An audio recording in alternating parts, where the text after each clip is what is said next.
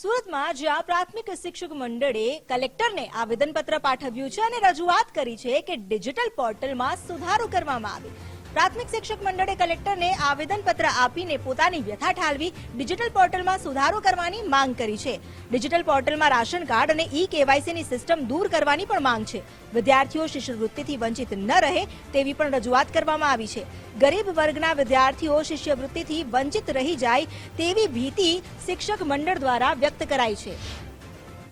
માનનીય કલેક્ટર સાહેબને આવેદનપત્ર આપ્યું છે કે ડિજિટલ પોર્ટલમાં આ વર્ષથી જે રાશન કાર્ડ અને ઈ-કેવાયસી ફરજિયાત કરવામાં આવ્યું છે એ કાઢવામાં આવે, કેમ કે એના કારણે પરપ્રાંતીય વિસ્તારના લગભગ 100% વિદ્યાર્થીઓ અને ગુજરાતી માધ્યમના બી જે એસસી એસટી ઓબીસીના બાળકો છે એ શિષ્યવૃત્તિથી વંચિત રહી જાય એવી પરિસ્થિતિ નિર્માણ થઈ છે। એટલે ડિજિટલ પોર્ટલમાં સુધારો કરવામાં આવે અને ગત વર્ષની જેવી જ રજીસ્ટ્રેશનની પ્રક્રિયા રાખવામાં આવે એ પ્રકારનું અમે આવેદનપત્ર આપ્યું છે। અને જો આ સુધારો નહીં થાય તો બાળકોના હિતમાં અમારે અમારા બાળકો સાથે મળી, વાલીઓ સાથે મળી ગાંધી ચિંધ્યા માર્ગે આંદોલન કરવું પડશે, કારણ કે બાળકોનું અહિત થાય એ શિક્ષક તરીકે અમે સહન કરી શકીએ નહીં।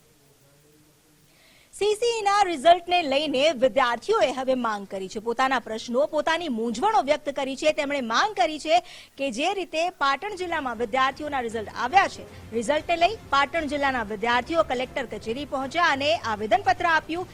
જિલ્લા કલેક્ટર કચેરી ખાતે આવેદનપત્ર જે આપવામાં આવ્યું છે, વિદ્યાર્થીઓ તેમજ કૃષ્ણા ગ્રુપ દ્વારા કલેક્ટરને આવેદનપત્ર અપાયું।